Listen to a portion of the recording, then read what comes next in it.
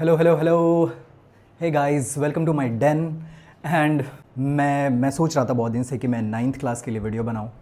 इसकी बहुत सारी वजह है, बट दो इम्पॉर्टेंट वजह है जो मैं डिस्कस करूंगा। पर उसके पहले मैं सोच रहा था कि एडिटिंग करूं या क्या करूं, कुछ बहुत ही तगड़ी वीडियो बनाने के लिए। बट देन आई रियलाइज्ड कि उससे ज़्यादा इम्पॉर्टेंट ये है कि मैं क्या पढ़ाने वाला हूँ तुमको। हाँ, मैं तुम्हें साइंस पढ़ाने वाला हूँ और ये अप्रोच बहुत ही अलग होने वाला है। सो लेट्स सी कि मैं ऐसा क्या लेकर आया हूँ जो बाकी लोग नहीं लेकर आए। तो आओ चलते हैं हमारे मिनिमल सेटअप की तरफ, जहाँ पर ये मेरा चेयर है, ये मेरा सेटअप है और ये है हमारा वाइट बोर्ड। सिंपल। और ये हूँ मैं। हाय।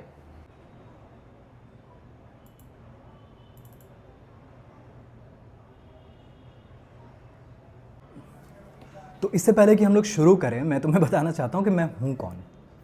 मेरा नाम है साकेत त्रिवेदी और मैं ऑलरेडी एक चैनल चलाता हूँ फिज़िक्स स्किल्स के नाम से। अक्टूबर में मैंने वो चैनल स्टार्ट किया था और स्टूडेंट्स ने इतना पसंद किया है उस चैनल को, इतना प्यार दिया है। स्टूडेंट्स ने ही, इनफैक्ट अलग अलग देश के बच्चे, इनफैक्ट एडल्ट्स भी, they were very interested and I can see कि कितना ज़्यादा प्यार मिला है उनको उनसे। पर फिर मैं 9th पढ़ाने क्यों आ गया? मैं तो 11th 12th पढ़ा रहा था। मैं 9th पढ़ाने दो वजह से आया हूँ। एक तो मेरा खुद का भाई बेचारा, वो 9th में उसने एडमिशन लिया है and he was like very परेशान। बेचारा इतना परेशान था कि मैं क्या करूँ भैया, बुक्स नहीं आ रहे हैं मार्केट में, टीचर्स डरा रहे हैं कि कोई सपोर्टिव बुक्स नहीं है क्योंकि एनसीईआरटी पूरी की पूरी बदल गई है। तो मैंने सोचा कि क्यों ना एक बार मैं इस बुक को खोल के देखूँ। और मैंने जब ये बुक खोल के देखी, एक्सप्लोरेशन, जो साइंस की बुक का नाम है, पहला चैप्टर मैंने देखा और मैंने बाकी सारे चैप्टर्स भी देखे। पहले से जज नहीं करते हैं हम लोग, ओके? हम लोग पहले एकदम अनबायस्ड होकर शुरू करते हैं, बिना कोई प्रीवियस थॉट के कि ये बुक अच्छी होगी, ये बुक ख़राब होगी, कोई क्या बोलता है उससे क्या मतलब है। एक बार खुद से पढ़ के देखो ना, इंग्लिश आती है राइट? समझने की कोशिश करूँगा और मैं आ गया हूँ। मैं तुम्हें बताऊंगा कि वो चीज़ क्या है, कैसे इंटरेस्टिंग है। बस क्वेश्चन आंसर्स नहीं करेंगे। ये पहली वजह थी। और दूसरी वजह ये है, मेरा भाई तो परेशान था ही, और भी ऐसे बहुत सारे बच्चे और पेरेंट्स मुझे मिले जो स्पेसिफिकली 9th क्लास के थे। उन्हें बहुत परेशानी है, उन्हें समझ नहीं आ रहा कि क्या करना है। चैप्टर के सीक्वेंस चेंज हो गए हैं, नाम बदल गए हैं, तो उनके अंदर एक डर है एंड आई अंडरस्टैंड दैट। तो फिर मैंने सोचा कि ठीक है, let's think about it. But then I came across a video on YouTube जो कि बहुत ही ज़्यादा पॉपुलर हुआ है पिछले कुछ दिनों में। If you know that, holistic understanding नाम की एक वीडियो है। उसने क्या बोला है, सब कुछ बोल दिया। जो हमारे अंदर एज अ स्टूडेंट, हमारे अंदर जो भी डर है वो सब उसने बोल दिया है। उसने टीचर्स को बैश नहीं किया है। उसने बहुत क्लियरली बोला है कि कोई भी अलग सर हो या फिर कोई भी सर हो, किन्हीं की गलती नहीं है, गलती है पूरे सिस्टम की। क्योंकि हम सब इसी सिस्टम से आए हैं, मैं भी आया हूँ। तो मैं भी जब एज अ स्टूडेंट था तो मैं सोचता था कि मुझे कोई ऐसा टीचर मिले जो मुझे बहुत ही मज़ा दिलाए, इस टॉपिक में समझाए मज़ेदार तरीके से कि आखिर ये क्या है, या मुझे बस क्वेश्चन और आंसर्स मगअप करके और लिख देने हैं। तो आफ्टर अ वाइल ये चीज़ बहुत ही बोरिंग हो गई मेरे लिए, बहुत ही ज़्यादा प्रेशर हो गया मेरे ऊपर, सबके ऊपर हो जाता है। But then slowly gradually when I became a teacher, तो मेरे को रियलाइज़ हुआ कि मुझे वो स्टूडेंट्स को वो चीज़ देनी है जो मुझे चाहिए थी, और वो है मज़ा। तुम्हारा एक नेचुरल फ्लो स्टेट जब बन जाए, जब तुम्हें मज़ा आने लगे उस चीज़ में, तो अपने आप कंसिस्टेंसी, डिसिप्लिन, ये सब कुछ अपने आप आ जाएगा और तुम्हें फोर्स नहीं करना पड़ेगा खुद को। That's exactly what I want to do in this channel. तो पहले तो बहुत सोच रहा था मैं कि एडिटिंग करता हूँ, ये करता हूँ, वो करता हूँ, बट देन आई थॉट कि मैं बहुत ही सिंपल रखूँगा और स्टार्ट करता हूँ बस, और देखता हूँ कि स्टूडेंट को पसंद आता है या नहीं आता। तो हम लोग चैप्टर वाइज स्टार्ट करेंगे, जिसको मैं एपिसोड बोलता हूँ। So this is basically episode 1 of class 9th science. मैं तुम्हें उस अंदर के जितने भी एग्जाम्पल्स दे रखे हैं, जो भी एग्जैक्टली मैं उसी स्ट्रक्चर में चलूँगा। तो ये तुम्हारे स्कूल एग्ज़ाम्स में हेल्पफुल होगा, हर एग्ज़ाम में हेल्पफुल होगा ही, बट साथ ही साथ ये तुम्हारे अंदर बहुत ही वैल्यू एडिशन करेगा। इस बुक का नाम है एक्सप्लोरेशन, और इसका फर्स्ट चैप्टर का नाम है exploration entering the world of secondary science. ठीक है, ये मैं दिखाता हूँ तुमको। तो ये सेकेंडरी साइंस क्या है? 7 to 10th वाला जो ये साइंस है ना, इसे सेकेंडरी साइंस कहते हैं। मतलब कि अब यहाँ से थोड़े ब्रांचेस शूट आउट होने शुरू हो जाएंगे, लाइक फिजिक्स, केमिस्ट्री, बायोलॉजी, वो अलग अलग होने लग जाएंगे। But then you have to understand a very important thing before you start, is कि कोई लाइन खींची नहीं होती है कभी भी किसी सब्जेक्ट के बीच में। कोई भी एक चीज़ समझने के लिए तुम्हें बहुत सारे सब्जेक्ट्स और अलग अलग चीज़ें एक्सप्लोर करनी पड़ती है। ठीक है, तो इस पूरे चैप्टर में हम पढ़ने क्या क्या वाले हैं मैं वो बता देता हूँ तुमको।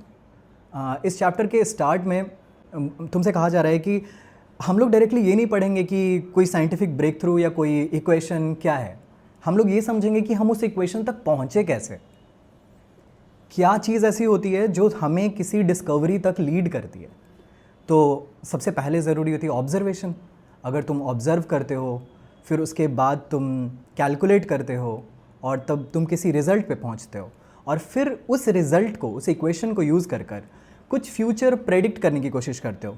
फॉर एग्ज़ाम्पल, तुमने ग्रेविटी के बारे में पढ़ा, फिर तुमने ये प्रेडिक्ट किया कि अच्छा ठीक है, अगर ऐसा ऐसा होता है तो टेक्निकली अर्थ को, अभी अर्थ यहाँ है तो एक सर्टेन टाइम के बाद अर्थ को वहाँ होना चाहिए। एंड जैसे ही तुमने ये प्रेडिक्ट किया तो तुम वापस क्रॉस चेक करते हो अपने ऑब्जर्वेशंस के साथ। ठीक है, मैं 6 महीने वेट करके देखता हूँ कि क्या अर्थ वहाँ पहुँचती है, और अगर अर्थ एग्जैक्टली वहाँ पहुँच जाती है then your explanation is correct, your observation is right, your calculation was good, and that's a discovery। तो हम लोग ये समझेंगे, फिर हम लोग ये समझेंगे कि साइंटिफिक मॉडल क्या होता है। फिर हम लोग मेघनाथ साहा के बारे में पढ़ेंगे।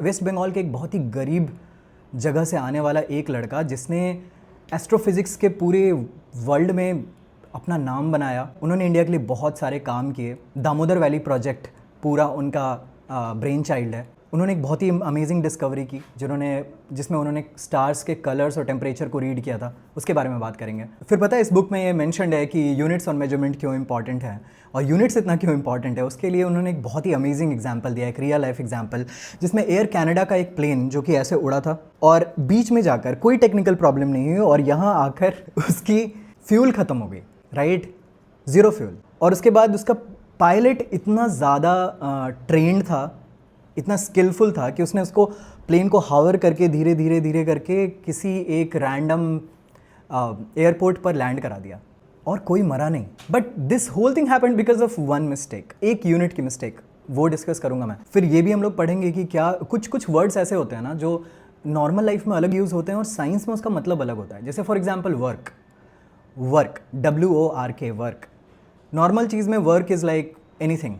When you type and do work, you study, तो तुम बोलते हो I am working. But technically in physics ये वर्क नहीं होगा। मैकेनिकल वर्क, जिसको वर्क भी सिंपली कहते हैं हम लोग, उसमें चीज़ों को मूव करना ज़रूरी है, उनका डिस्प्लेस होना ज़रूरी है। तो वर्ड्स के मीनिंग अलग अलग हैं और तुम्हें बहुत ही पर्टिकुलर होना पड़ेगा वर्ड्स को लेकर जब तुम साइंस की पढ़ाई करते हो। तो हम लोग ये भी पढ़ेंगे कि एक 2-3 वर्ड्स हैं जो हम लोग अभी बड़े में भी, मैंने सीनियर क्लासेस को भी पढ़ाया है और मैं खुद भी बहुत बार ऐसा होता है कि मैं लॉ, प्रिंसिपल और थियोरी, इन सारे वर्ड्स को एक दूसरे की जगह यूज़ करता हूँ, जो कि नहीं हो सकता। लॉ, प्रिंसिपल और थियोरी तीनों की मीनिंग्स अलग अलग है। तो इस बुक में अमेजिंगली हमारी क्लास 9th में भी बुक बनाने वाले ने स्टूडेंट्स को वर्दी इनफ समझा है इस चीज़ को समझाने के लिए कि लॉ और प्रिंसिपल और थियोरी अलग अलग चीज़ें हैं। कैसे अलग हैं वो भी हम लोग समझेंगे। फर्स्ट चैप्टर में ये भी डिस्कस किया है कि तुम्हें किसी चीज़ का डायरेक्ट आंसर ढूंढने की ज़रूरत नहीं है। सबसे पहले तुम इमीडिएटली जंप नहीं कर जाते आंसर पे, तुम पहले एक अप्रॉक्सीमेट आंसर समझते हो, फिर उसको देखते हो, रीज़न आउट करते हुए क्या ये सेंस बना रहा है। फॉर एग्जाम्पल, अगर मान लो तुमने अर्थ के वेट कैलकुलेट करने की कोशिश की with some calculation, some observation, और वो निकल के आ गया कुछ 500 gram, that doesn't make sense. तो तुम्हें एग्जैक्टली अर्थ की वेट ऐसे नहीं कैलकुलेट करनी थी कि 620044 समथिंग समथिंग केजीज़। तुम इतना बोल दोगे कि नहीं 6 लाख केजीज़ है लेट्स से। तुम अगर अप्रॉक्सीमेट करके वहाँ तक पहुँचे हो दो भी दैट इज़ फेयरली गुड। धीरे धीरे हम लोग उसको और क्लीन करेंगे।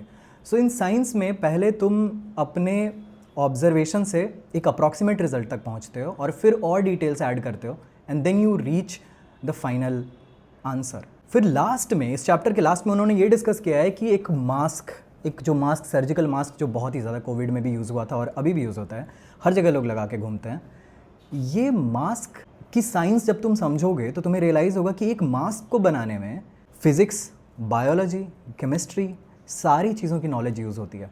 ये जो बाउंड्रीज हम बनाते हैं ना कि ये बायोलॉजी है, मैं नहीं पढ़ूंगा बायोलॉजी, क्यों पढ़ूँ, मैं केमिस्ट्री पढ़ूंगा, मुझे मज़ा नहीं आता। बट देन तुम्हें ये समझ में आएगा कि ये सब लाइंस तो हमने ड्रॉ की है, नेचर ने नहीं। तो हम लोग हर चीज़ को वैसे ही पढ़ेंगे, बिना किसी लाइंस के, बिना किसी बायस के पढ़ के देखेंगे। मज़ा आएगा ठीक है, नहीं मज़ा आएगा छोड़ देंगे। That's how it goes and let's start the first chapter of science. Let's go back to our whiteboard.